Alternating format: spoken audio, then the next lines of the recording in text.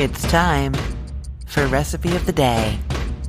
How is it only Tuesday? I hear you. What a week already I'm having. If you are having a week like mine, you need something satisfying and easy that everybody will eat. Taco mac and cheese is just the thing. You're going to cook 12 ounces of elbow macaroni according to package instructions.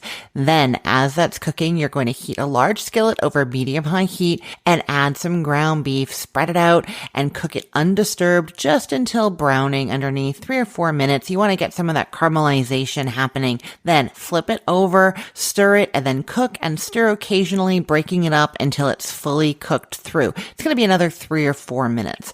At that point, you're stirring in some taco seasoning. 1 packet of taco seasoning is equivalent to 2 tablespoons if you have the store-bought container, or I will link to a homemade taco seasoning recipe. You'll want to use 2 tablespoons of that. And I'm just going to remind you, this is one of my seasoning blends that I've put together that I think are really, really versatile. I say all the time that you should bookmark the seasoning landing page on the Cookful. It has all kinds of seasonings. And then when you're making recipes, if you're looking at recipes and it calls for, 1 tablespoon Cajun seasoning or 1 tablespoon Italian seasoning or fajita seasoning, taco seasoning, any of these things, and you don't have them already, you can go to that seasonings page and find it there. Crucially, the recipes for each of these seasonings have the amounts to make a 1/2 cup container, but also the amounts to just make 2 tablespoons. So if you just need a little bit to make a recipe, you don't have to buy anything new and you don't have to make a big batch.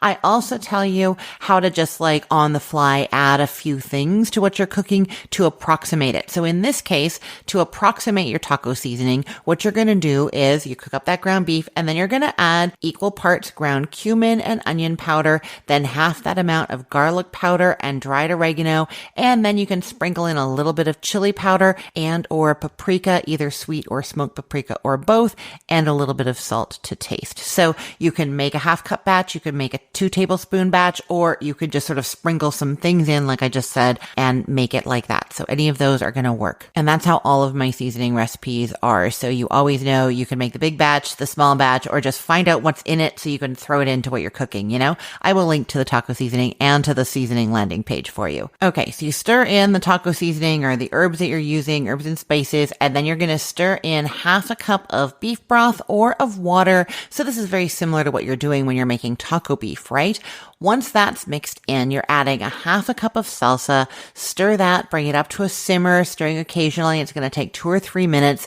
Then take it off the heat and stir in 1/4 cup of heavy cream. You could use whole milk or you could use half and half or a mixture of any of those. It's going to work. Canned evaporated milk is also going to work there. And then 2 cups of shredded cheddar cheese. Just stir that up until it's fully melted, about a minute. By then, your macaroni should be done cooking. You've drained it.